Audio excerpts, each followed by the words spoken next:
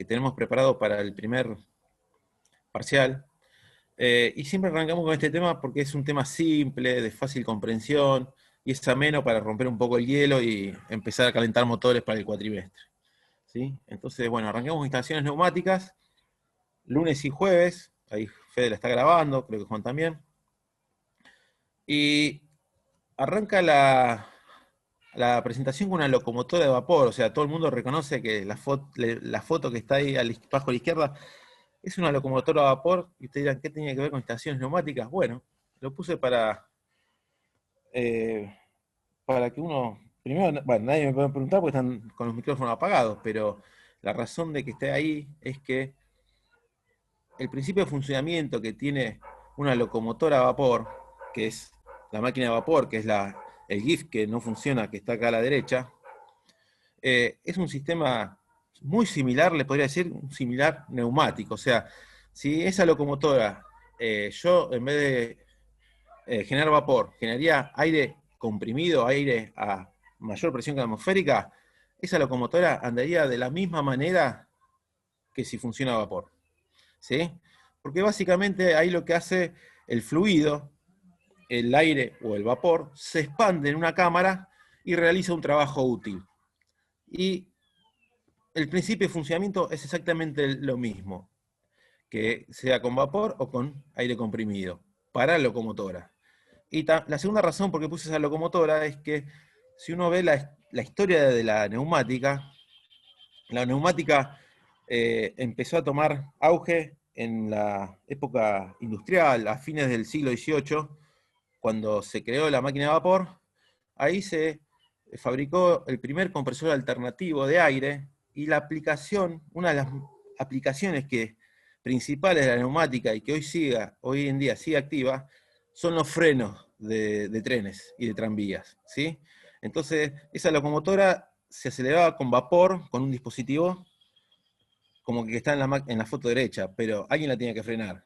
Y para frenar, la primera aplicación que tuvo la neumática importante, de relevancia, fueron los frenos de los trenes. ¿Sí? Y la industria ferroviaria impulsó el uso del aire comprimido. ¿Mm? Bueno, arranquemos.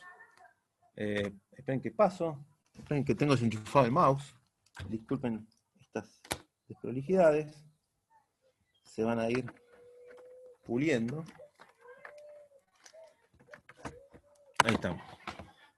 Bueno, acá está un poco la agenda. Este año hablamos un poco de poner en cada presentación una agenda, porque es algo más académico, y cuando ustedes hagan cursos ya de posgrado, cuando terminen la universidad de posgrado, van a ver que en todas las presentaciones se suele poner una agenda, donde se van a ver las unidades que se van a tratar a continuación. Nosotros vamos a atacar hasta los 5 primeros, el día de hoy vamos a atacar los 5 primeros puntos. El resto lo vamos a dejar para el día jueves. ¿Sí? Bueno, un poco de terminología. ¿Es lo mismo aire comprimido que neumática? No, no es lo mismo. El aire comprimido básicamente es el fluido, es aire atmosférico, casi sin ningún tratamiento, que se le eleva la presión y ahí obtengo una corriente de una masa de aire comprimido. Y la neumática es la tecnología que utiliza ese fluido. ¿Sí? Los dispositivos que utilizan el aire comprimido, toda esa tecnología se lo denomina neumática. Es para diferenciar nada más que no es lo mismo aire comprimido que neumática. Repaso de física 1. La diferencia que hay entre presión absoluta, presión manométrica, ¿sí? Y presión absoluta. Todos sabemos que la presión absoluta es la suma de las otras dos. En la neumática, cuando se da una presión, hay que fijarse si es una presión manométrica o absoluta. ¿Sí? Perdón, ahí está. Ojo con eso, porque en la neumática se utiliza el manómetro y generalmente los datos que se dan en términos de presión son manométricos, pero algunas veces pueden ser absolutos. Eso hay que fijarse bien, porque uno puede cometer errores. Por ejemplo, en una condición de operación que requiere determinada presión de aire comprimido, hay que tener bien claro si esa presión que determina la condición de operación es absoluta o manométrica. ¿Sí? Otra cuestión a tratar en esta filmina, acuérdense las unidades de presión. ¿Sí? En el cuadro de abajo a la derecha hay varios sistemas de unidades. En la neumática se utiliza mucho, por una cuestión de tecnicismo, de cultura, los PSI y los kilos por centímetro cuadrado, o sea, las dos primeras columnas, ¿sí? A ver, el resto, ¿hay más unidades? Sí, nosotros tenemos que usar el kilopascal, porque nuestro sistema de unidades adopta el internacional, y la unidad de presión en el sistema internacional es el pascal, pero el mercado suele hablar en otros idiomas que no es el correcto. Y para que ustedes queden, o sea, fíjense en que todos los sistemas de unidades rondan en la unidad, o sea, 1 kilo por centímetro cuadrado es aproximadamente una atmósfera, es aproximadamente un bar, aproximadamente 100 kilopascales. Casi todo 1 o 100. Son números fáciles de recordar. El único que acá un poco que hace ruido es la libra por pulgada al cuadrado, que son los PSI. PSI es las siglas de libra por pulgada al cuadrado. Que una libra son 1422 PSI, perdón, es 1 kilo por centímetro cuadrado. Eso es la única unidad que tiene números más raros, que hay que hacer una regla de 3 simple, pero es una unidad bastante utilizada en la neumática, y ustedes, el que tiene un auto, o el que en la familia tiene un auto, infla el neumático con 30 PSI, será difícil decir, o sea, predecir o estimar cuántos bares son de presión. Y bueno, teniendo esa relación de 14-22, uno puede aproximar la equivalencia que está en la parte superior derecha, que 32 PSI son 2,2 bar. Esa es la presión que ronda el inflado neumático de un vehículo terrestre. Pero en la fábrica pasa algo distinto. En una instalación neumática industrial, las presiones rondan entre los 6 y los 10 bar. Esos son los órdenes de magnitud que trabaja un sistema neumático. Acuérdense, por lo general se va a generar aire entre 6 y 10 bar, y se va a utilizar, se va a distribuir rondando los 6 bar. Las presiones en un sistema neumático estándar están tabuladas, porque el que diseña dispositivos neumáticos, ¿sí?, lo diseña para esos rangos de presión, ¿sí? Entonces, más allá de la fábrica donde trabajen, las presiones que van a ver, que marquen los manómetros en la distribución y generación de este fluido, van a rondar 6 a 10 bar. Ni más presión, porque es muy ineficiente la producción de aire comprimido a alta presión, ni más baja, porque la presión del fluido es proporcional a la fuerza que puede realizar. Entonces, a tener bajas presiones de aire comprimido, eso significa esfuerzos pobres. Y a la industria ya eso no le gusta. Bien, sigamos un poquito más adelante. Esto es algo importante, y es un gráfico que para transmitirle a ustedes que el 20% de la energía que consume la industria a nivel global, abajo está la fuente, acá están mezclando todo tipo de industria. Yo la verdad no sé cómo será la proporción en una industria alimenticia, porque también depende mucho del proceso que esté dentro de ella, pero háganse una idea que una quinta parte de la energía que se consume en la industria la consume la instalación de aire comprimido. Los compresores que generan aire comprimido son grandes consumidores de energía eléctrica, ¿sí? Entonces, cuando el año que viene estén en el proyecto de inversión, ¿sí?, van a ver que el compresor de aire tiene un costo, una inversión importante, y tiene un costo operativo más alto también, o bastante más alto, ¿sí? O sea, de la factura de luz, una quinta parte sirve para movilizar, ustedes aportan ese dinero para movilizar el sistema de compresión de aire. Yo acá en la aula preguntaría, ¿está claro? ¿Alguien tiene una duda? Pero bueno, discúlpenme, me estoy adecuando a este formato. De ese 20% que se destina de energía del sector industrial a generar aire comprimido, si ustedes dicen, bueno, pero todo esto se transforma en energía potencial acumulada en el aire, yo diría que no. Fíjense en en la filmina, el gráfico de torta, está diciendo a dónde se destina la energía eléctrica que consume un motor al girar. El motor eléctrico está abajo a la izquierda.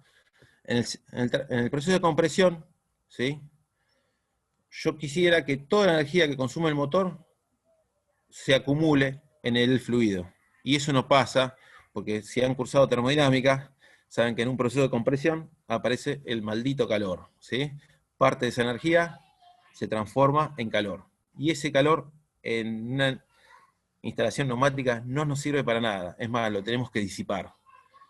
¿Eh? Y si tenemos en cuenta otras pérdidas, rozamientos, rendimiento del motor, ¿sí? Y otras ineficiencias del proceso de conversión de energía, al final, en el tanquecito de aire comprimido, nos queda un 15 a 20% de la energía que consumió el motor. Bastante pobre, bastante ineficiente. O sea, acuérdense, del 20% de energía eléctrica que consume la fábrica, solamente el 10% al 20% se acumula en un tanque como energía potencial, en forma de presión.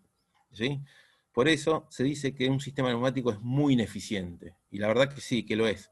Convirtiendo energía es muy ineficiente en la instalación neumática. Y la tabla que tiene arriba a la derecha vuelve un poco a reforzar lo que vimos en las filminas previas. Las presiones, los rangos de presiones que se manejan en la industria. ¿Sí? Yo con esto, fíjense que hay un rango de presión baja que anda entre 3 a 6 bar, lo que yo le dije como presiones típicas de 6 a 10 bar, y habrá aplicaciones que, particulares, más de las menos, que requieran mayor nivel de presión. ¿Sí? Con esto le digo para que se vayan a una fábrica y no digan, che, el compresor genera 200 bar de presión, y el técnico nos va a mirar con una cara como diciendo, ¿dónde estudiaron ustedes? ¿Sí? O sea, fíjense que estas son presiones que están estandarizadas. Todos los dispositivos neumáticos, la mayoría, salvo particularidades, están diseñados para trabajar con presiones no más allá de los 6 bar. Que les quede claro eso, para que el día de mañana no digan disparates. O sea, fíjense, por eso se dice que el aire comprimido es muy caro. Y si realmente generarlo es muy caro. ¿Cómo se puede mejorar esto? Y ya lo han visto en termodinámica, que uno puede comprimir en forma diabática, en forma isotérmica, ¿sí? Y no todos tienen el mismo rendimiento. Bueno, ahora cuando veamos compresores vamos a ver que algunos mejoran su rendimiento, viendo esos sistemas de transformación que les mostraron en termodinámica, bueno, aproximándose más a una isoterma, se puede mejorar el rendimiento y la conversión energética de esta torta. ¿Sí? Ahora después, cuando veamos compresor de tornillo, vamos a retomar nuevamente. Bien. Ja. Acá, si quieren, abran el micrófono, ¿sí? Porque si no me siento como esto es un monólogo a la nada misma. Cuando estamos en el aula, yo les digo, bueno, ustedes, ¿dónde se imaginan que se usa aire comprimido?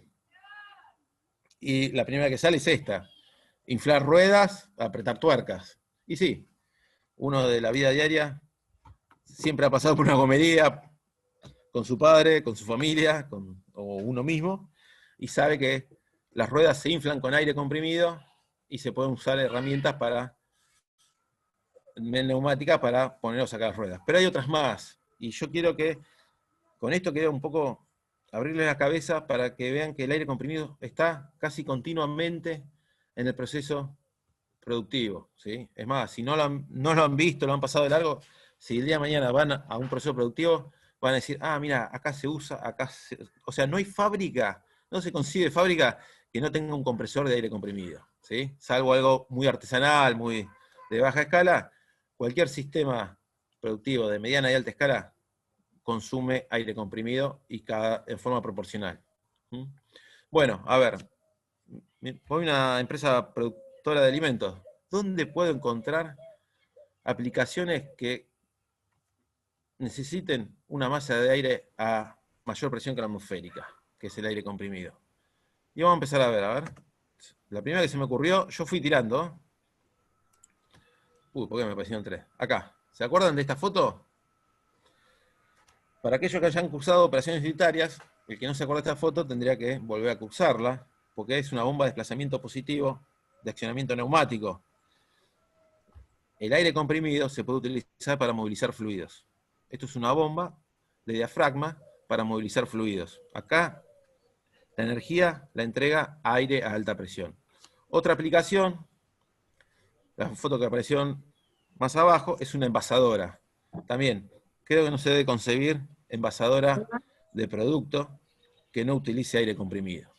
siempre donde hay movimientos repetitivos y rápidos, ese es el nicho para la neumática, ¿sí? Envasadoras neumáticas. Acá tenemos el uso de herramientas neumáticas. Esto es un ambiente frigorífico, ¿sí? No sé cómo le dirán ustedes un término más académico, una faena. ¿eh? Acá el aire comprimido, esa herramienta que está utilizando el operario, está movilizada, impulsada por aire comprimido, y acá el aire comprimido se utiliza por una cuestión de seguridad, ¿sí? A veces los dispositivos neumáticos le ganan a los dispositivos eléctricos por una cuestión de riesgo, de seguridad, básicamente de seguridad. Uno acá, esto es un ambiente muy húmedo, y tener una herramienta eléctrica tiene sus riesgos, por más que tenga una aislación, que se puede fallar, y este operario puede sufrir alguna descarga eléctrica. Bueno, en estos ámbitos a veces se priorizan la seguridad y se le da el uso a herramientas neumáticas que no tienen el riesgo, o sea, no tienen la misma consecuencia que de utilizar una herramienta eléctrica. Otra aplicación más, la foto de arriba al medio, transporte de sólidos. Esto también se utiliza bastante cuando tengo un producto, una materia prima en polvo, harina, por ejemplo, una forma eficiente y rápida para transportarla es lo que se denomina transporte neumático. O sea, es fluidizar en una cañería una corriente de aire a presión con cierta cantidad de producto, en función del tamaño del producto y de la densidad del producto, se fluidiza el producto y se lo transporta a alta velocidad de un lugar a otro, utilizando una corriente de aire a presión. Esto se llama transporte neumático. Otra aplicación que van a ver en el último año es la aireación de efluentes, ¿sí? Esas piletas para reducir, para oxidar la materia orgánica, se la airea como si fuera una pecera, para acelerar el proceso de degradación, se airea con aire a presión, y eso es una instalación neumática. Soplado de envases, el conformado de envases también demanda aire a alta presión. El prensado, lo que ven abajo a la izquierda que apareció, es una prensa de quesos, ¿sí? Eso también demanda aire comprimido en cilindros para producir una fuerza que prense los quesos. Y acá abajo aparecen válvulas automáticas. El movimiento de válvulas automáticas, ¿sí? Que producen la apertura, cierre con una señal eléctrica, la fuerza lo hace aire comprimido. ¿Sí? El aire comprimido se utiliza para realizar fuerzas, y si la fuerza realiza un desplazamiento es un trabajo útil. Y eso es lo que hace el aire muchas veces, el mayor de las veces, en la industria alimenticia. Otra aplicación es pulverización. Eso también se ve bastante. Pulverizar algún tipo de conservante, de producto alimenticio, con una corriente de aire comprimido. Acá empezamos a ver que, si el que va comparando las diferentes fotos, van a ver que en algunos casos el aire comprimido está en contacto con el producto y en otros casos no. Por ejemplo, cuando pulverizo, cuando transporto sólidos, ahí el aire está en contacto directo con el producto alimenticio. En cambio, cuando utilizo el aire comprimido en una bomba o en una herramienta neumática, ahí no hay contacto directo, no hay interacción entre el producto y el aire comprimido. Eso hay que tenerlo en cuenta en el tema de la calidad, de los riesgos que conlleva que el aire comprimido contamine, ¿sí?, al producto alimenticio. Eso lo vamos a ver también un poquito más adelante cuando hablemos calidad del aire comprimido. Pero fíjense en todas las aplicaciones donde yo debo utilizar una corriente de aire a alta presión en una instalación neumática. Casi en toda la fábrica. Y más, esta foto, la última foto que aparece en el medio, no es una instalación neumática, porque lo que están ahí viendo es un dispositivo que ayuda a la persona que está manipulando las bolsas, que es una instalación de vacío. O sea, acá lo que se hace es se hace succión, ¿sí?, con una bomba de vacío, y lo que están viendo es una ventosa que está ayudando a movilizar la bolsa al operario. No es neumática, pero ya que damos un pasito más y vemos que también puede haber instalaciones que realicen una presión subatmosférica, como en el caso de este manipulador. Bueno, esto era un poco para ampliarle y abrir un poco la cabeza, dónde pueden encontrarse aire comprimido, estas aplicaciones y muchas más, ¿no? Yo acá traté de poner fotos de las que más me parecían representativas de una industria alimenticia, ¿no?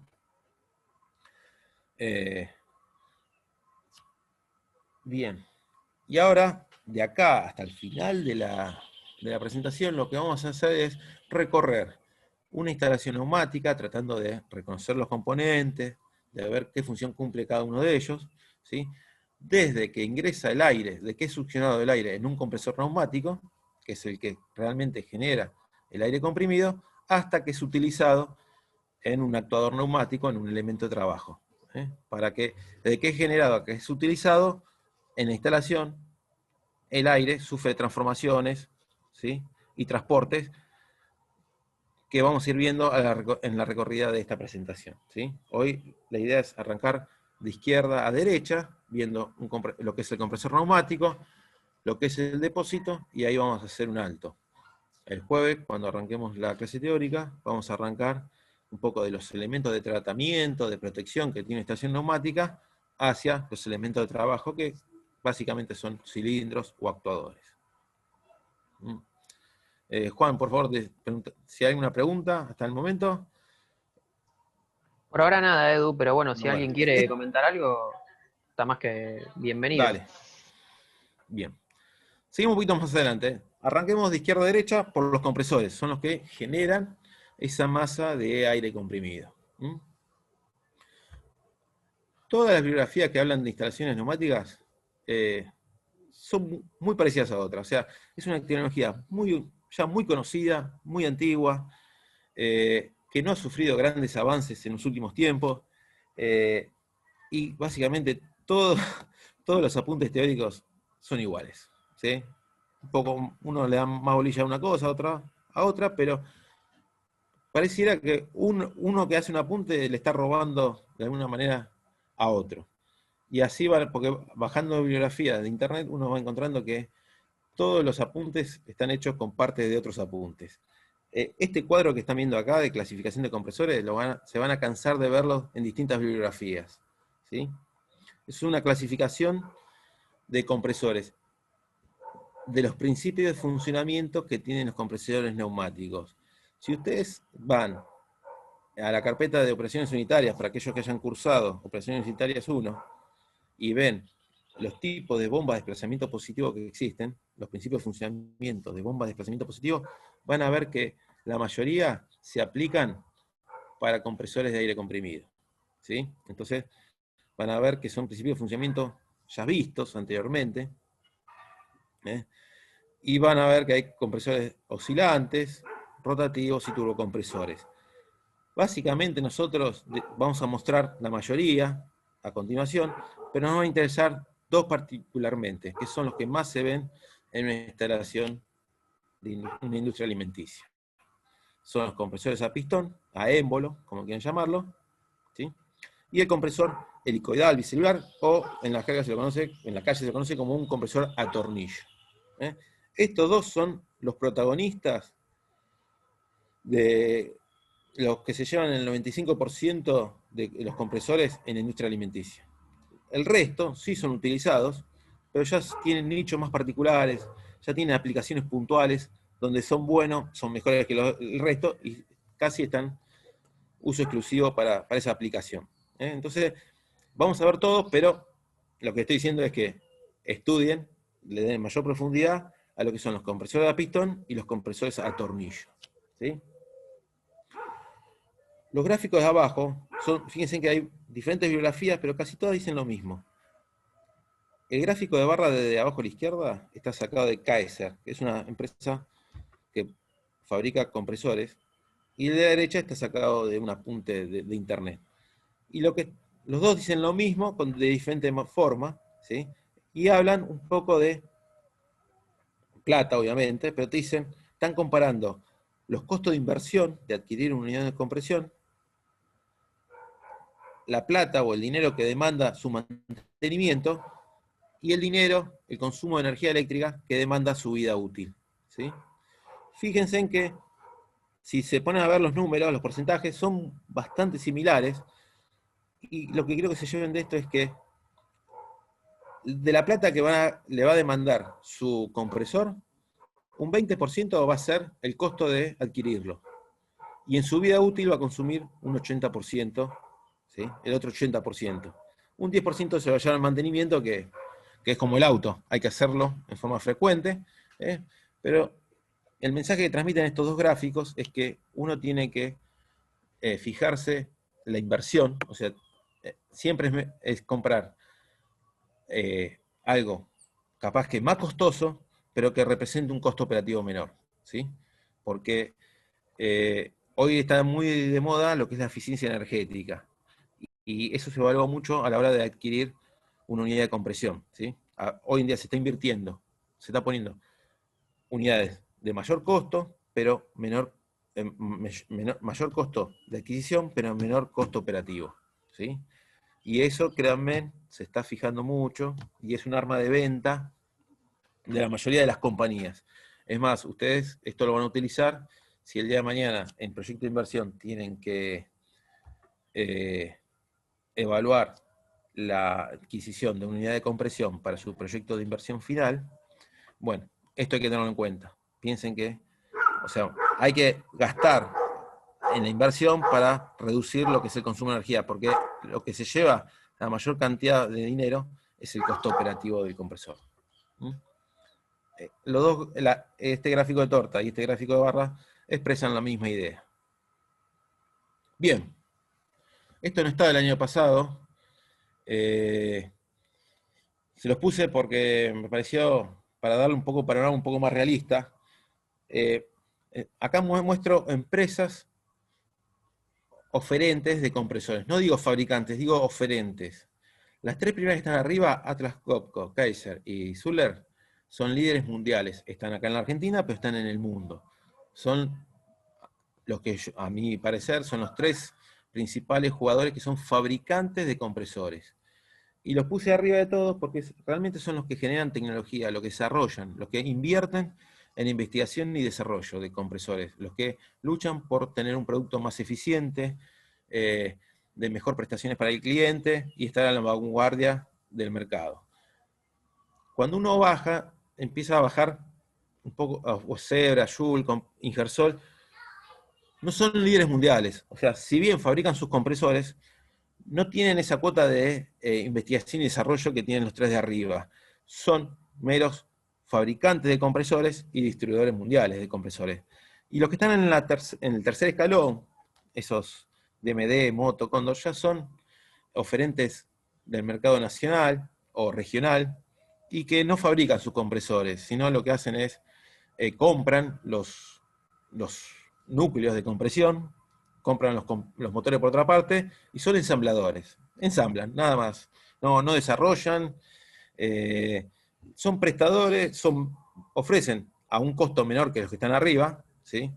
Y también a un nicho de mercado menor. O sea, capaz que DMD, Moto y Cóndor apuntan más a lo que es el mercado PYME, industrias más chicas, potencias más chicas, ¿sí? Y apuntan a vender un producto que no lo hace, que ni bien no lo hacen ellos, pero tienen su marca, lo instalan y venden el servicio de mantenimiento. O sea, acá hay plata en juego, tanto en la venta de un producto como en el mantenimiento. Y las empresas regionales apuntan más a tener clientes regulares que demanden mantenimiento de sus productos. Y bueno, esto para pintarlo un poco, no quiero que se aprendan de memoria las marcas, ni que es cada una, pero sepan que hay jugadores importantes a nivel mundial que desarrollan productos y hacen productos de primera línea, que compiten par a par, y después hay ya oferentes de equipos de compresión del mercado regional que van a China, básicamente, compran núcleo de compresión, lo ensamblan acá y los venden con su marca. ¿Mm? Bien. Y arranquemos con el compresor a pistón. O sea, una pyme, siempre cuando es inaugurada, va a una ferretería industrial y compra un compresor a pistón, si su proceso es de baja escala, de baja demanda. El compresor a pistón, ya se han cansado de ver ese GIF que están dando ahí, se han cansado de verlo en termodinámica. Lo único que voy a decir acá es, primero les pongo fotos. para que ustedes reconozcan lo que es un compresor a pistón. ¿Sí? Están viendo fotos de compresores a pistón con tanque de acumulador, ese tanque que está ahí, que es una reserva de aire comprimido, horizontal, vertical. Perdón. La foto que está arriba a la derecha, que parece un lavavajilla, es el mismo compresor que están viendo en las otras fotos, pero tiene incorporada una cabina de insonorización. Estos compresores a pistón tienen una debilidad que es el alto ruido, el alto nivel sonoro. Y por lo general, para que uno pueda acercarse o convivir con estas instalaciones, siempre tiende a ponerlo o en un lugar aislado, donde no haya personas dando vuelta, o instalan métodos mitigantes de insonorización que reduce el nivel sonoro. Eso todas las fábricas, todos los proveedores lo ofrecen, porque no depende de la marca, sino depende del principio de funcionamiento del compresor. Y van a ver esas cajas cuadradas que uno dice, ¿qué es esto? ¿Qué será? Y bueno, lo que están viendo ahí a la derecha, adentro está lo mismo que está abajo, color negro, ¿sí? Se van a ver los pistones, se van a ver el motor eléctrico y las correas, pero tienen un sistema de protección. Y sí, los invito a ver un poco las columnas de la tabla inferior, ¿sí? Esto está sacado de un catálogo de compresores Joule, es el de los negros, el negro que está allá abajo a la derecha. Fíjense en las características, por ejemplo, si vamos al TP que está propuesta, ¿cuáles son las características que definen un compresor? Las principales, ¿sí? Ellas son la presión que genera la presión que genera el fluido, que son 12 bar en este caso, o sea, toda esta línea de compresores están generando a 12 bar. Ese es un parámetro importante que caracteriza el compresor. Y otro parámetro importante, y el más importante, es el caudal volumétrico que desplaza ese compresor. Todos los caudales que vamos a ver en neumática, en el recorrido de toda la instalación, se miden normal metros cúbicos por minuto, ¿sí? O sea, se mide el volumen del aire que desplaza, pero en condiciones normales, a presión atmosférica, no a 12 bar, sino todo en condiciones normales, ¿sí? Todas las fichas técnicas, neumáticas, todos los caudales volumétricos expresados están en caudal normal, métrico cúbico, ¿sí? A presión atmosférica. Y ese es uno de los principales parámetros para caracterizar un compresor: la presión y el caudal. Siempre uno va a determinar a qué presión debe generar el aire comprimido y cuánto aire comprimido necesita generar. De la mano de esos dos datos se va a desencadenar la potencia del motor, ¿sí? La potencia del motor, en este caso, esta familia de compresores están trabajando, el oferente le ofrece de 5,5 HP el modelo más chico a 15 HP el más grande, pero eso no es o sea, obviamente que si uno quiere reemplazar un compresor de 10 HP, lo va a reemplazar seguramente por otro de 10 HP, si no necesita mayor demanda de aire. Pero eso no es el parámetro que caracteriza al compresor en sí. Lo que va a caracterizar al compresor es el caudal que necesito movilizar y la presión de aire que necesito generar. Porque recuerden que si es un compresor más eficiente, capaz que logro el mismo desplazamiento de aire a la misma presión, pero con menor potencia eléctrica. Bien. Y si ustedes ven ese gráfico que dice rendimiento global, la tablita que dice rendimiento global, en verdad está asociado a rendimiento volumétrico. Esto ya lo saben de termodinámica, creo que lo han visto lo que es el rendimiento volumétrico, que los compresores industriales comprimen el aire en 2 etapas, ¿sí? Porque eso les garantiza un rendimiento aceptable a presiones mayores a las que genera un compresor de una etapa. Por ejemplo, un compresor de una etapa, ya a 7 bar, el rendimiento cae abruptamente.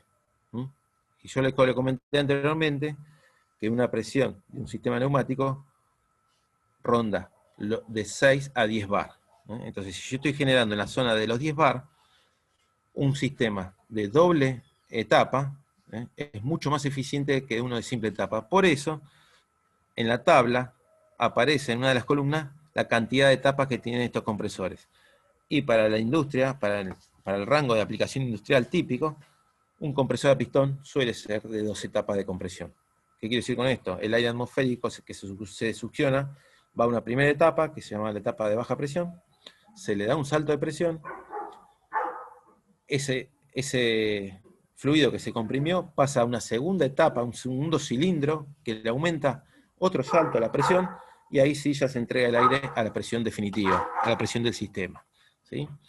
Entre etapa y etapa se puede dar un enfriamiento intermedio, y eso mejora el rendimiento del compresor. Eso es puramente termodinámico, y es aplicable a estos dispositivos de compresión, a cualquiera. Bueno, compresora de diafragma. Bueno, esto es un bicho raro y lo van a ver solamente aquellos que estén en laboratorio. Es un compresor a pistón, que la única particularidad que tiene es que arriba del pistón, en la cabeza del pistón, tiene un diafragma. Acá en la parte superior del pistón, el diafragma lo que hace es impide que el aceite de lubricación del mecanismo del compresor, ¿sí?, invada la cámara de compresión. Y con eso logro tener un aire comprimido libre de aceite. ¿Sí? Es una particularidad cuando se requiere aire exento de aceite. Es uno de los dispositivos opciones que tengo para generar bajos caudales libres de aceite. La aplicación típica son laboratorios. Aire comprimido para un laboratorio que requiera poco caudal de aire comprimido, para una prestación particular. Podría ser el dentista.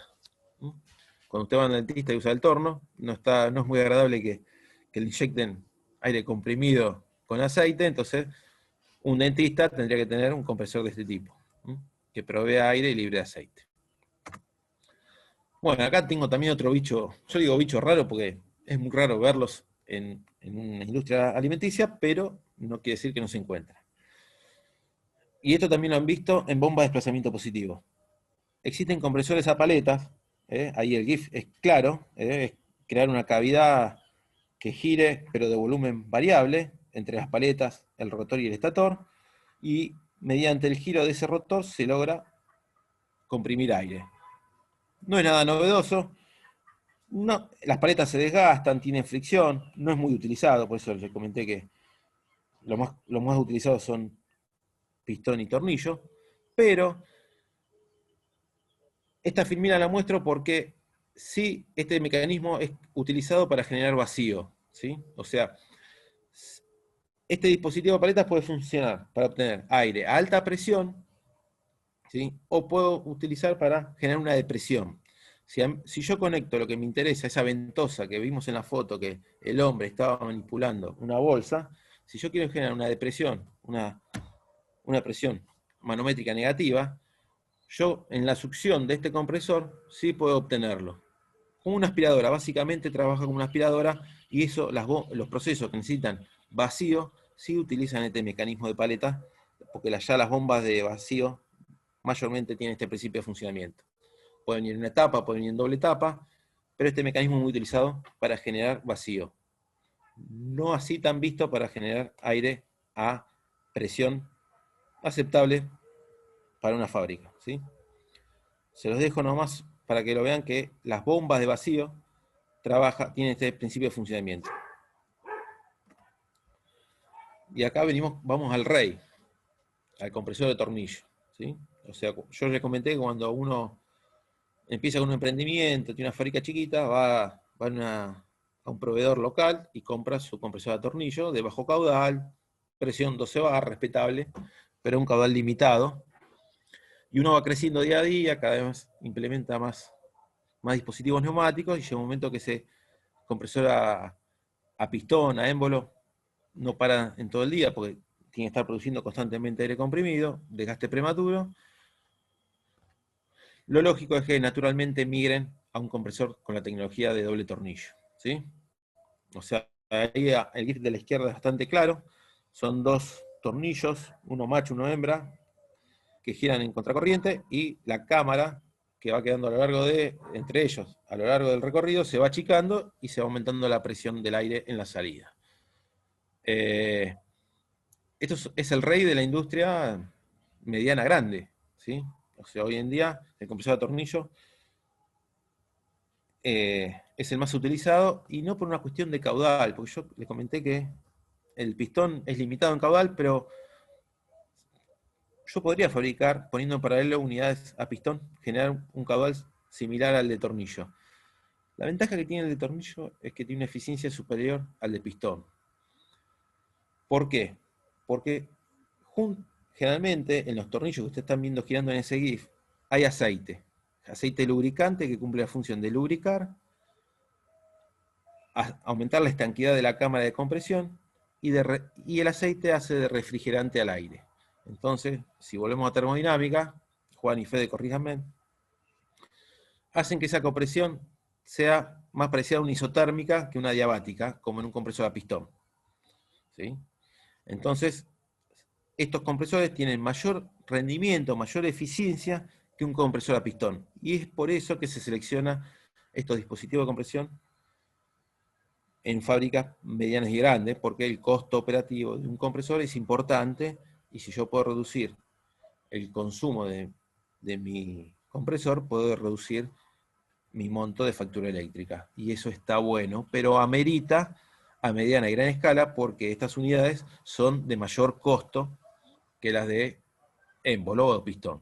¿Se entiende eso? Entonces, se migra a esta tecnología cuando el consumo de aire es importante. No porque el de émbolo o pistón no lo pueda producir, sino porque la eficiencia de estas unidades se paga, ese sobrecosto que uno tiene de adquirir estas unidades se amortiza a altos caudales. Y lo que mayormente van a ver son las unidades de abajo a la derecha, que parecen gabinetes, pero lo que están viendo exteriormente es cabina de insonorización. Adentro, si ustedes abren las tapas de esos gabinetes, van a encontrar un motor eléctrico, ¿sí? El elemento de compresión, que son los pares de tornillos, y muchos dispositivos de control e instrumentación. Y fíjense en que en la ficha técnica, en la tabla de la ficha técnica, los diferentes modelos, fíjense en siempre presión y caudal. Presión y caudal. Todos están produciendo entre 7,5 y 11 bar, que es el rango típico de suministro de una instalación del sector alimenticio, ¿sí? Pero los caudales, si comparan los caudales con la ficha anterior del compresor de émbolo, van a ver que son mucho más importantes, ¿sí? Obviamente, cuando uno requiere mayor caudal, puede optar por adquirir una unidad de mayor tamaño o colocar varias unidades de menor tamaño en paralelo, que esa oferta sumada compense la demanda de la instalación, ¿sí? En una instalación, no es que uno cuando queda chico con un compresor sale a comprar uno más grande, sino lo que suele hacer es compra uno similar y lo pone a trabajar en paralelo.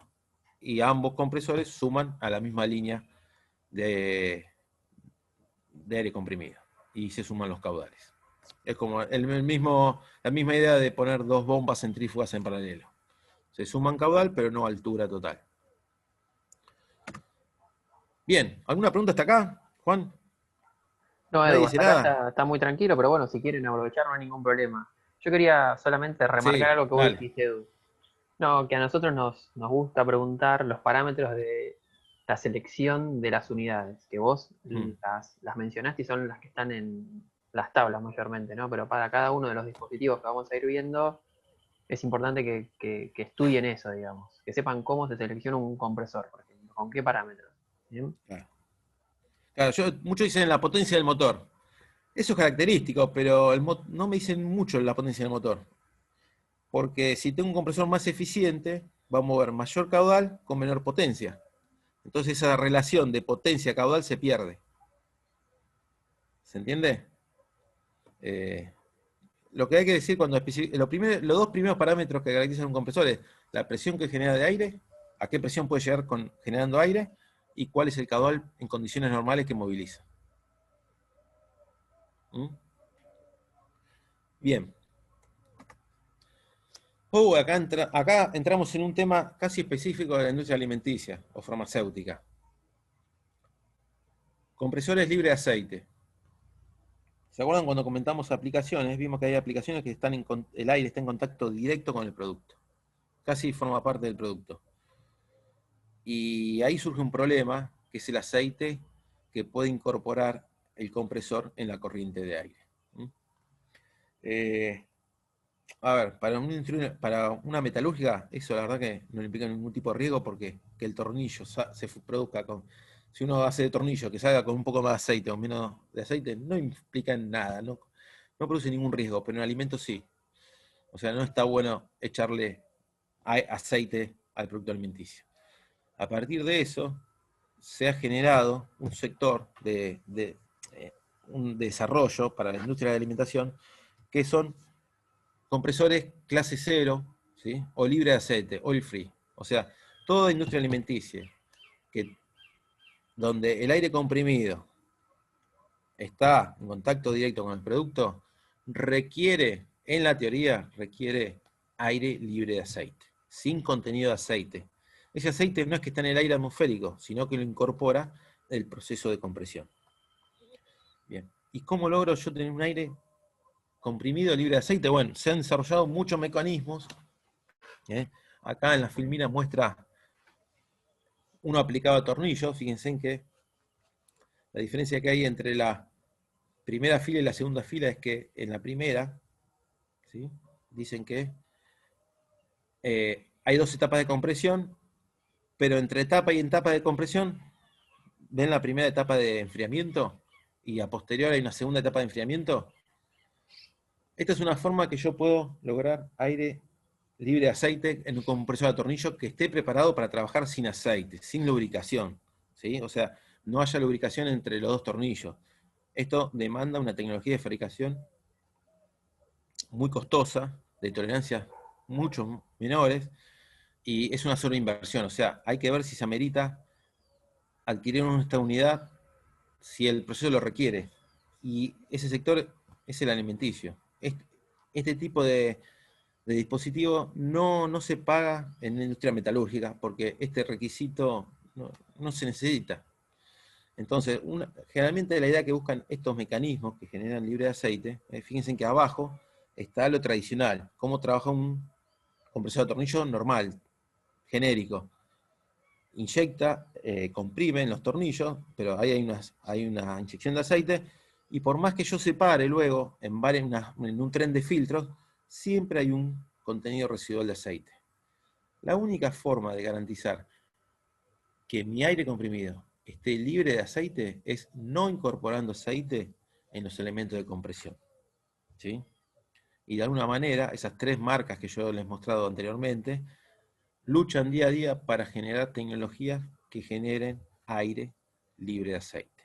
Los invito, en un tiempo libre, abajo les dejo un hipervínculo, en la filmina está Atlas Copco, donde pueden ver todos los sistemas de compresión que ofrece libres de aceite. Los 3 líderes mundiales tienen sistemas libres de aceite, pero no solamente en tornillo. Acá yo lo presenté en un compresor de tornillo. Hay compresor a pistón libre de aceite, hay compresor a tornillo libre de aceite. Todas las tecnologías de compresión se han desarrollado para ser libre de aceite, cuando el servicio lo amerita, a mayor costo y a mayor desgaste. Los invito, no vamos a gastar media hora en recorrer una página web, pero fíjense en que ofrece un montón de productos libres de aceite y son casi exclusivos para la industria alimenticia o farmacéutica. Bien, esto estaría bueno que lo releven en el trabajo práctico. Son puntos, a ver si su unidad de compresión reúne los parámetros de calidad para generar un aire limpio para su proceso. Bueno, otro compresor raro, pero bastante visto. Este es muy raro. Ustedes lo han visto como una bomba lobular en unitarias para mover yogur con frutas enteras, porque tenía un tratamiento de sólidos, podía transportar sólidos grandes sin romperlos. Bueno, el mismo principio de funcionamiento se utiliza para comprimir aire. Lo que está a la imagen de la derecha, ¿sí?, es un proveedor nacional de sopladores. Estos están entre compresores y sopladores. ¿Por qué? Porque este principio de funcionamiento no me permite presiones mayores a 2 bar, ¿sí? O sea, tiene todos los problemas que tenía el fluido en operaciones unitarias. Cuando aumenta la diferencia de presión entre la entrada y salida del compresor, ¿sí? El fluido empieza a tener un slip, un reflujo, una ineficiencia de bombeo, y el fluido empieza a retroceder por el espacio que queda entre el lóbulo y la carcasa. Todos esos problemas lo tiene el aire, y peor aún, porque el aire es menos viscoso que un fluido líquido. Entonces, estos compresores no pueden superar nunca las presiones de 2 bar. Pero que la diferencia es que tienen muy altos caudales de transporte. La aplicación típica para estos compresores son dos. Transporte de sólidos, donde las cañerías, si yo quiero fluidizar un sólido, una harina, cualquier producto polvo, las presiones que me entregan estos sistemas son suficientes. Hasta cemento, los camiones de cemento utilizan este principio de compresión. Y la otra aplicación típica, o el nicho mercado que tiene este compresor, son las piletas de aireación.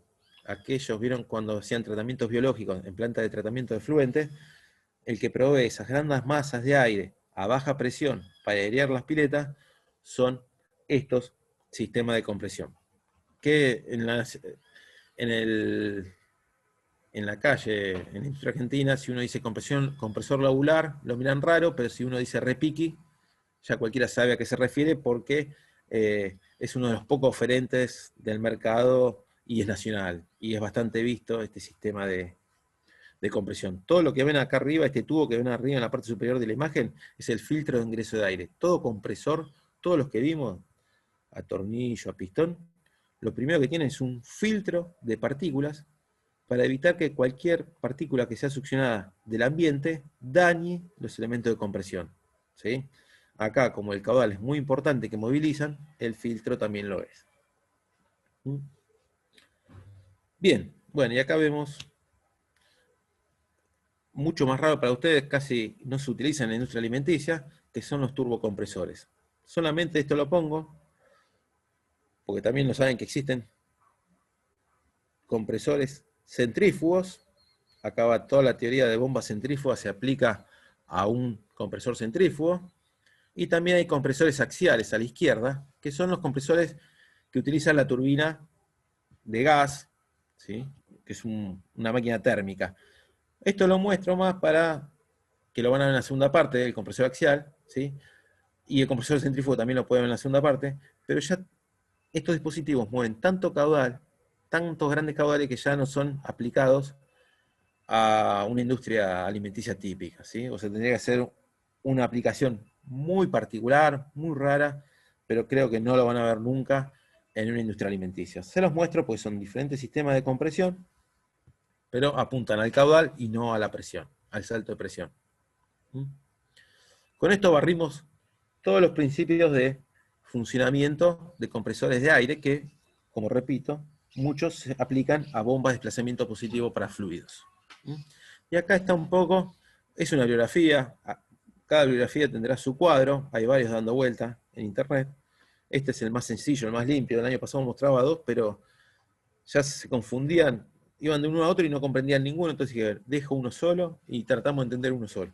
El resto es más es parecido, es simple. Bueno, acá tienen comparados los principios de funcionamiento que vimos anteriormente, comparados en presión y caudal, ¿sí? Y cada zona marca el campo de aplicación de cada tecnología. Acá lo que tenemos que ver son dos, compresor a tornillo y compresor a émbolo. Fíjense que yo no tengo el puntero acá. La verdad, ustedes, ¿cuándo se ve la flechita, no? ¿El ratón se ve o no? Sí, Edu, pero si haces ahí clic derecho sobre la diapositiva te va a dejar ¿Qué hago? opciones del Opciones del puntero puntero. y poner que dice puntero láser. Ah, no, Puntero ahí láser. es porque estás en otra. Poné no, con el pluma te va a dejar escribir. No, no sé por qué. Flecha. Debe ser tu versión Bueno, de PowerPoint. sí, yo tengo un Office 2010 que no tiene muchas herramientas. Bueno, ¿me ven la flecha mía? ¿El ratón? ¿Se ve, Juan? Sí, sí, eso se ve. Bueno, Fíjense en que el rango de generación industrial está acá, entre 6 y 10 bar. ¿Eh? Este es el rango de generación de aire comprimido en el entrenamiento. Si se desplazan hacia la derecha, a medida que aumentan el caudal, primero encuentran el compresor a émbolo, la zona donde aplica el compresor a émbolo. Y después entran y se superpone el compresor a émbolo o el de pistón con el compresor a tornillo. Y es natural, es más o menos lo que le expliqué anteriormente. Uno empieza con un compresor a pistón y a medida que requiere mayor caudal, termina migrando a un compresor a tornillo. Mayormente por la eficiencia, no por la capacidad, porque un compresor a émbolo vemos que puede dar también altos caudales. ¿Sí? Y los turbocompresores los dejamos para caudales mucho mayores, pero generalmente una industria no llega a estos volúmenes de aire comprimido, y además las presiones que generan pueden ser interesantes, pero no son muy aplicables para la industria alimenticia. Lo dejamos para la industria de la aeronáutica y para la industria de la refrigeración. Bueno, vamos terminando con compresores, así empezamos a caminar hacia el acumulador. ¿Sí? Esto es receta, esto es pregunta parcial. ¿Qué parámetros hay que tener en cuenta o qué puntos hay que tener en cuenta para dimensionar un compresor? Los dos primeros ya los dijimos, el caudal y la presión más elevada. ¿Sí?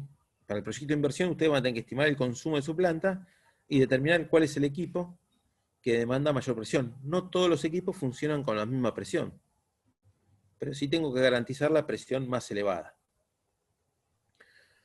También tengo que revisar los ciclos de trabajo y determinar los factores de carga de los elementos. ¿Qué quiere decir esto?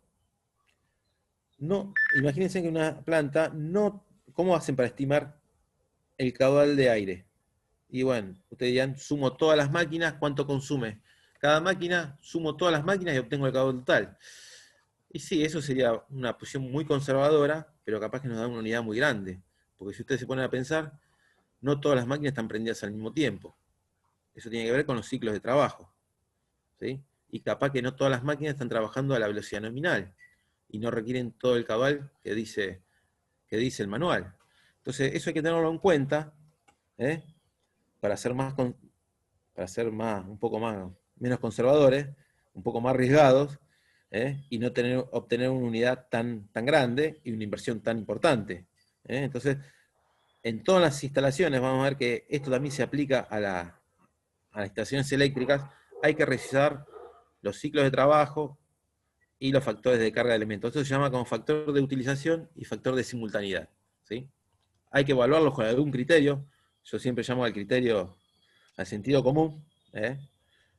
Puede haber recetas, pero con un sentido común uno lo puede evaluar bastante bien. O sea, si tienen dos líneas y saben que no trabajan las dos líneas en simultáneo, bueno, ponen la condición de mayor caudal de la línea que consume mayor volumen. No van a poner las dos líneas en simultáneo si saben que nunca andan en forma simultánea. O sea, sentido común. Eso aplica en todo ámbito de la vida. Otra cuestión es estimar un valor típico de fugas. El aire comprimido tiene una desventaja que una fuga no se ve. Se puede escuchar, pero no trae ninguna consecuencia. Un caño pinchado de agua se ve porque se ve la gota y deja el charco. Y eso molesta y uno va y la corrige. Pero la verdad que el aire, como el aire, estamos rodeados de aire, una pinchadura de aire no se tiene en cuenta cuando es pequeña. Pero eso me produce una demanda de aire comprimido. Para eso hay que estimar generalmente un 10 al 15% del caudal que genera el vapor que se vaya por este motivo. O sea, es un factor de seguridad que hay que agregar en la estimación del caudal. Bueno, esto también lo han visto en presiones unitarias. En un fluido hay caída de presión debido a la circulación del fluido, de los accesorios y los tramos rectos de cañería. En un sistema neumático pasa exactamente lo mismo. Hay que contemplar las caídas de presión admitidas en la distribución mayormente para asegurarme que a la presión que genera el aire, restándole las caídas de presión que se dan en el sistema, llegar con la presión que solicita mi equipo en el punto más lejano o más comprometido de mi instalación. Y bueno, después habrá que tener en cuenta otras condiciones como altitud, porque ya la densidad del aire no es la misma que sobre el nivel del mar, y ya cambian las prestaciones del compresor, o condiciones de alto contenido de partículas en el aire, tendré que tener en cuenta sistemas de filtrados previos particulares. Hay que ver, cada caso es particular, ¿eh? Pero eso depende de la zona donde va a estar implantado la unidad de compresión. Bueno, me gustaría saber cómo van. Si no, sigo con mi monólogo. No ¿Qué hora es? hay, no hay novedades al respecto. Son las 6 y No hay 5, novedades, Edu. todas están durmiendo, me parece ya. Pero Durmiendo. nadie quiere decir Bueno, nada. son las 6:05, acá arrancamos. Llevamos una hora, media horita más y cortamos. Así cumplimos la hora y media de teoría. Dicen que vas rápido, pero bueno. ¿Muy rápido? Pero no se queden con dudas. ¿Sí? Si tienen dudas sobre algo, la ¿No escriben por el salió? chat o nos comentan. Sí, Entonces falla la... falla. No, pero Bueno. hay que vaya rápido porque te mantiene en ritmo, ¿viste? Así que joya. Bueno, Perfecto. vamos a ver un poquito más de compresores y ya salimos de esto. Filmina, la curva de demanda de aire comprimido en una fábrica no es una línea constante, ¿sí? Depende de las máquinas, de los equipos que estén activos y de la actividad de la fábrica. Esa demanda de aire comprimido varía seguramente en el tiempo, ¿eh? Tiene sus picos y sus valles, y tiene su meseta. El aire comprimido se puede almacenar en tanques, ¿sí? Es una energía que, a diferencia de la energía eléctrica no se almacena. La demanda tiene que ser igualada en forma instantánea por la oferta, porque no hay forma de acumularla. Sí hay forma, pero a gran escala no. Acá el aire comprimido me da la posibilidad de acumular la energía. Puede haber reservorios, tanques de acero, ¿sí?, que hagan de pulmón de la instalación, que me permitan acumular aire cuando hay una sobreoferta y consumir ese aire cuando hay una sobredemanda, ¿eh? Y de alguna manera me estabilice la presión en la línea. Y eso se utiliza en las instalaciones neumáticas, ¿sí? Pero el acumulador puede actuar en un intervalo de tiempo breve, corto, ¿sí? Cuando la demanda varía en forma sostenida por largos plazos, ya ese acumulador no puede mantener esa sobredemanda. Entonces lo que se tiene que hacer es variar la capacidad de generación, ¿sí? Entonces un sistema de compresor, acá no hablo de un compresor, ya fíjense por la foto a la izquierda, que ven varios compresores uno al lado del otro, la estación de compresores tiene que de alguna manera arreglar su posición en cuanto a funcionamiento para responder a la demanda de aire comprimido, que es fluctuante en el tiempo. O sea, si la demanda sube, la capacidad de generación de aire comprimido tiene que acompañarla de la mejor manera posible.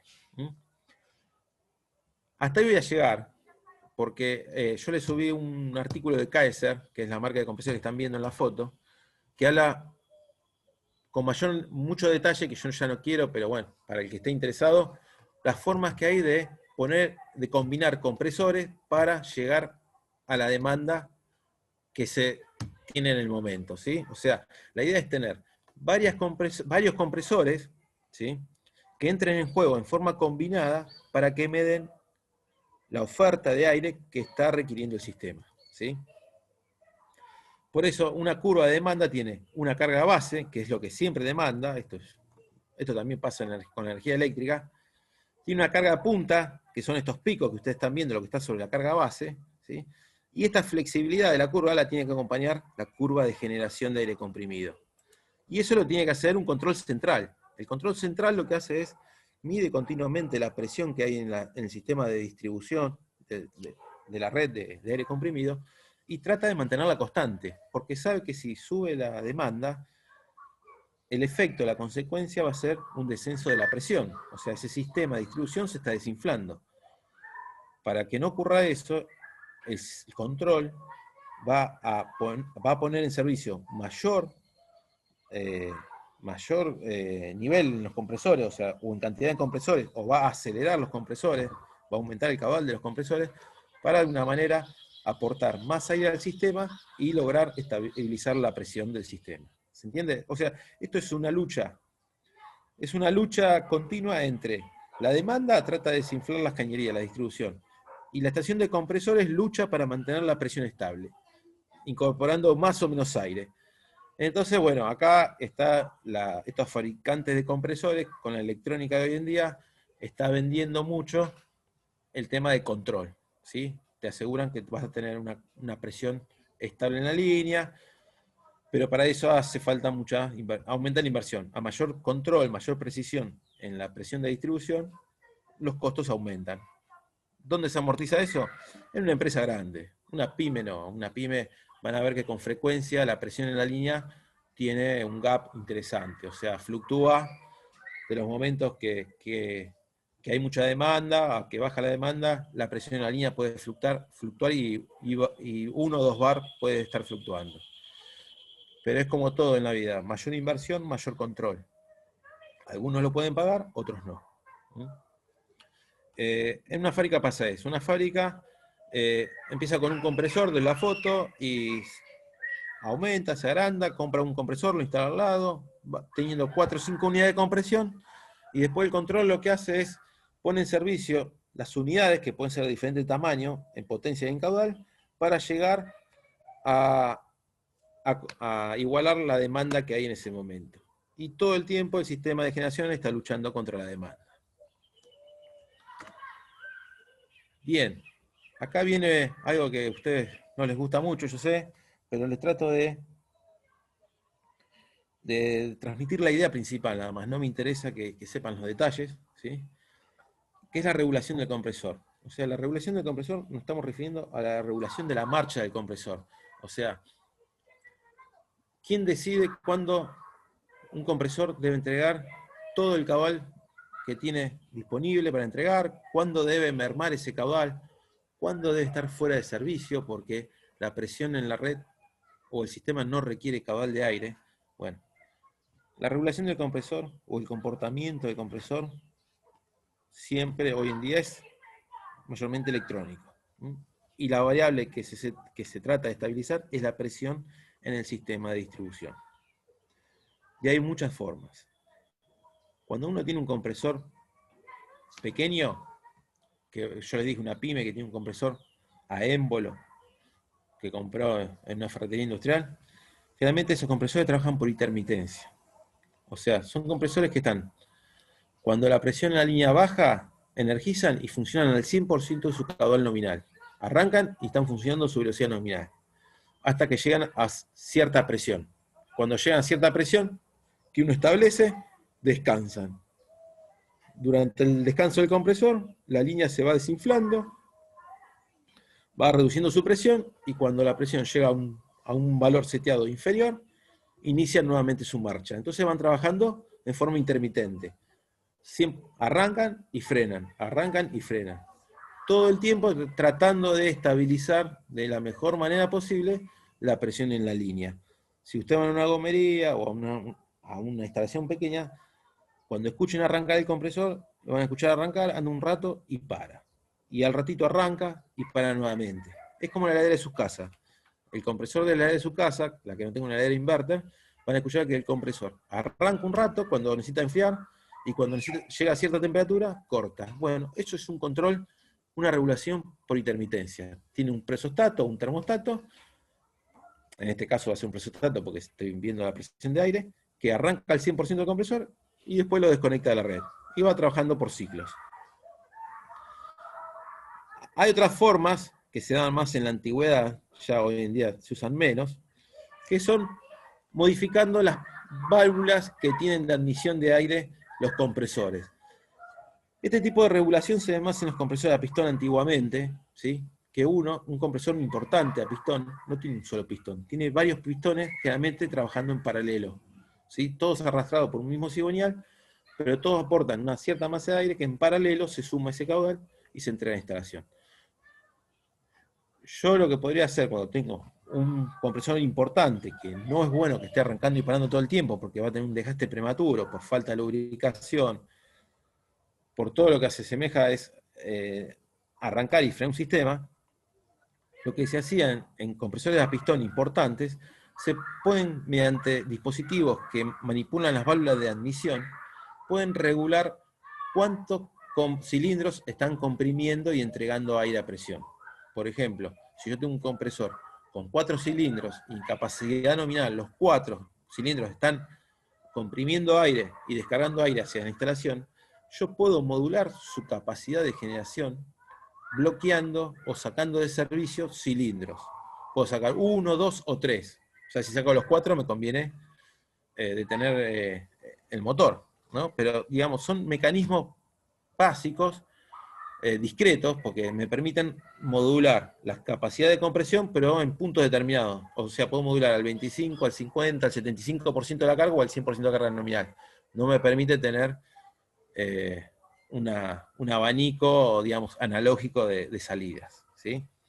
Estos son sistemas de regulación ya prehistóricos, y todos trabajan sobre la apertura o el bloqueo de válvulas. Por ejemplo, el colectivo que ustedes se toman, o que alguien se ha tomado una vez para ir a la universidad, los frenos de ese colectivo funcionan a aire comprimido.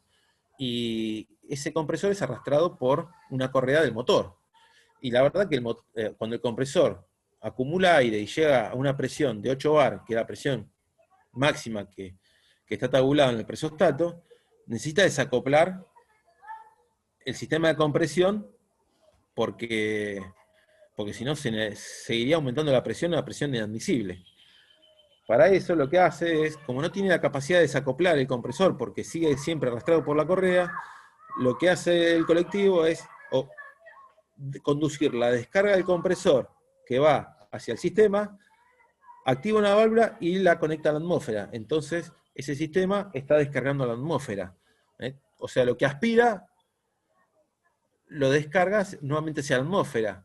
O sea, está dando vuelta al divino botón. Pero bueno, son situaciones particulares y son regulaciones particulares para algunas aplicaciones. Hoy en día, lo que más se ve son regulación por intermitencias en los compresores muy básicos de menor escala. En algún pistón viejo se van a ver algo de bloqueo de la válvula de aspiración, pero hoy lo que está de moda y lo que se vende, y lo que está vendiendo muy bien, es la regulación por variador de frecuencia. ¿Qué quiere decir eso? Vamos a la próxima filmina. Con la electrónica de potencia que se ha desarrollado y a un costo bastante accesible hoy en día, permite la idea de, ¿se acuerdan la carga base y la carga punta?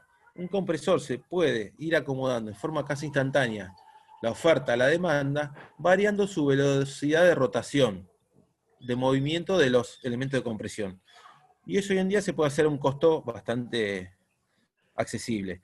Y que está de moda hoy lo que es eficiencia energética y ahorro de energía, bueno, hoy en día hay muchos proyectos de incorporar a compresores antiguos que tienen mecanismos de regulación bastante prehistóricos, adaptarle un variador de frecuencia que varíe la velocidad de giro del motor eléctrico directamente, y eso me permite variar la generación de aire comprimido. Y con eso logro que, si reduzco la velocidad del aire de rotación, también reduzco el consumo energético. Y eso cierra por todas partes. O sea, uno tiene que invertir, es una inversión, pero que se paga a corto tiempo. Fíjense que acá está en estos dos gráficos. Él me dice, esta fábrica, esto es Compay Air DH, lo saqué de una página. Este proveedor me dice que puedo ahorrar hasta un 35%, ¿sí? Con un compresor de velocidad variable. Un 35% del 20% de energía de mi fábrica. Es una inversión que seguramente se paga a corto plazo, ¿sí? Hoy en día lo que está de moda y lo que se está aplicando mucho es esto, tanto para unidades nuevas como para unidades viejas ya instaladas, para hacerle un poco de un remasterizado. Se suele aplicar un variador de frecuencia y con eso se le logra bajar el costo energético. Juan, ¿alguna pregunta? Sí, Edu. Acá yo le dejo más fichas técnicas de otra marca, pero fíjense que siempre las columnas están diciendo lo mismo. No quiero empezar a mostrarle muchas fichas técnicas porque es más de lo mismo. Un vendedor lo que hace es esto. Dice, bueno, a ver, ¿qué presión de trabajo querés? Fíjense que dice 8 o 10 bar. El de abajo me permite trabajar entre 5 y 10 bar. Y después me dice, a la derecha tengo el caudal de aire que movilizan. Listo. Esos son los dos parámetros principales. Después las otras columnas también son deducibles. El ruido es importante, son niveles sonoros altos. Y el método de enfriamiento que vamos a ver a continuación, fíjense que dice método de enfriamiento, aire y agua. Pero bueno, quédense con estas regulaciones que son de las más rústicas, más básicas, a lo hoy que está de moda, que es un variador de frecuencia incorporado en el motor. Esto hace que el motor acelere y desacelere, dependiendo de la demanda de aire comprimido. Edu, habían hecho una consulta sobre el tanque acumulador. Sí, es el que viene acá. Decime. Ah, bueno, no, porque la consulta dice si para controlar la demanda podríamos, o en la industria se podría colocar un acumulador más grande, o trabajar con la generación del compresor y la cantidad de los compresores. Muy bien, perfecto. Lu, si esa no es tu pregunta, la aclarás, por favor. No hay ningún drama. No, es esa. Joya. Bien, Ludmila, y para todos. Está bien la pregunta. Uno, el acumulador, el tamaño del acumulador, porque en verdad lo que vos estás preguntando es sobre el tamaño del acumulador, depende de la regulación que tenga el compresor. Cuando la regulación es más básica, tiene menos puntos de variación, o sea, de posicionamiento, el tanque acumulador tiene que ser más grande. O sea, si yo tengo una regulación por intermitencia, donde va a estar el compresor andando un buen tiempo, y un buen tiempo tiene que estar parado descansando, el tamaño del acumulador va a ser importante porque el acumulador va a responder a la instalación durante el tiempo que el compresor esté parado. ¿Se entiende? Ahora, si yo tengo un sistema de regulación fina, de un ajuste fino, instantáneo, donde la estación de compresores, el control de los compresores, adapta casi en forma instantánea la oferta a la demanda, casi puedo prescindir del tanque acumulador. Porque estoy generando estoy copiando la curva de demanda en forma instantánea la oferta. Entonces, no tengo la necesidad, desde este punto de vista, hay otros motivos que sí, pero desde este punto de vista no tendría la necesidad de acumular ni un litro de aire comprimido, porque estoy copiando en forma precisa e instantánea la oferta a la demanda. Está perfecta la pregunta. Pero el acumulador no tiene solo esa función de responder en los tiempos que el compresor no está igualando la demanda a la oferta. Tiene otras funciones. La función del tanque acumulador es es almacenar el comprimido, dependiendo del tipo de regulación que tenga, pero una función importante es refrigerar el aire ayudando a eliminar el condensado. ¿Sí? Lo que viene en este final de presentación, lo vamos a retomar la clase que viene. El aire, créanme, y lo vamos a justificar la clase que viene, cuando yo lo comprimo, la humedad o el vapor de agua que tenía el aire cuando lo succioné, ¿sí? Seguramente cuando comprimo ese aire, lo que voy a obtener es, a la salida del compresor tengo aire caliente, pero que no está saturado. ¿Sí? Debido a la temperatura, ese aire tiene mucho contenido de vapor de agua, pero no llegado a la saturación. Porque generalmente el aire egresa de un compresor a 80 grados. ¿Sí? Y la cantidad de agua que puede tener el aire a 80 grados centígrados es importante. Pero si ese aire que está a 80 grados yo lo enfrío, lo llevo a temperatura ambiente, seguramente llegará a la saturación y empezará a formar condensado. ¿Sí? Y como el agua, vamos a ver que el agua no es buena en un sistema neumático, esto es en forma intencional, le doy un tiempo de residencia al aire que migra de un compresor, le doy un tiempo de residencia mínimo en el acumulador, en ese tanque, para que se enfríe mínimamente hasta la temperatura ambiente y pueda drenar agua. O sea, estoy en forma intencional forzándolo a condensar agua. Porque si yo no tengo acumulador y no le doy ningún sistema de enfriamiento al aire, todo ese contenido de vapor de agua en el aire va a pasar al sistema de distribución. Y vamos a ver que eso no está bueno. Yo tengo que empezar a interceptar el vapor de agua o el agua líquida que está en el sistema y retirarlo. Y el tanque acumulador es el primer punto donde se empieza a extraer ese condensado. Entonces, en forma intencional, muchas veces lo hago quedarse un ratito acá, se enfría a temperatura ambiente y ahí empiezo a drenar agua. Y el tanque acumulador me va a estabilizar la presión de salida. ¿Sí? Me hace de pulmón, de amortiguador, de compensador y evita las fluctuaciones mientras el compresor está tratando de igualar la demanda. ¿De qué depende el tamaño de este tanque? Es un recipiente sometido a presión y ya vemos ese azul que están pintados, ¿ven? Hay dos fotos que están pintadas de un azul. Bueno, toda la instalación de aire comprimido, todos los servicios tienen un color típico para, de alguna manera, distinguirlo. El color azul, no cualquier color azul, sino hay un código de color, se determinó para describir o para identificar una instalación neumática. Van a ver que muchas instalaciones neumáticas se van a cansar de ver el color azul y no es un capricho. Bien, como ustedes están acostumbrados a ver los caños de gas que son amarillos, bueno, el aire comprimido es un color azul. Y el tamaño de este acumulador va a depender, como dijo Ludmila, la pregunta de Ludmila apuntaba a esto, del tipo de regulación. ¿Sí?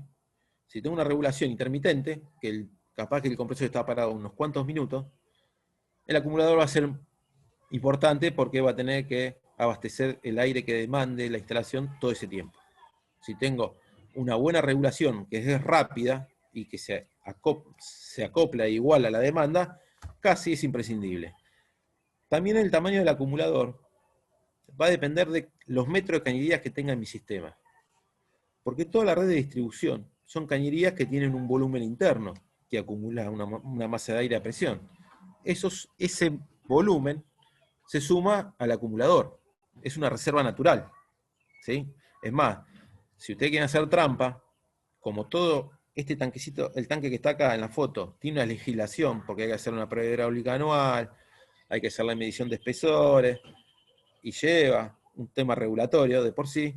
Si ustedes no quieren tener tantos acumuladores, lo que pueden hacer es colocar cañerías en forma intencional y adrede, sobredimensionadas, ¿sí? Que van a aumentar el volumen que tenga de aire, que tenga las cañerías, el volumen interno de las cañerías, pero a las cañerías no le corre la misma legislación que para los aparatos sometidos a presión. Entonces es una trampa, que bueno, es un chascarrillo. Dice, si no quiero poner tanto tanque acumulador, pongo un tanque acumulador más chico, pero pongo cañerías más holgadas. Que eso va a sumar al volumen del tanque. Y eso se puede hacer,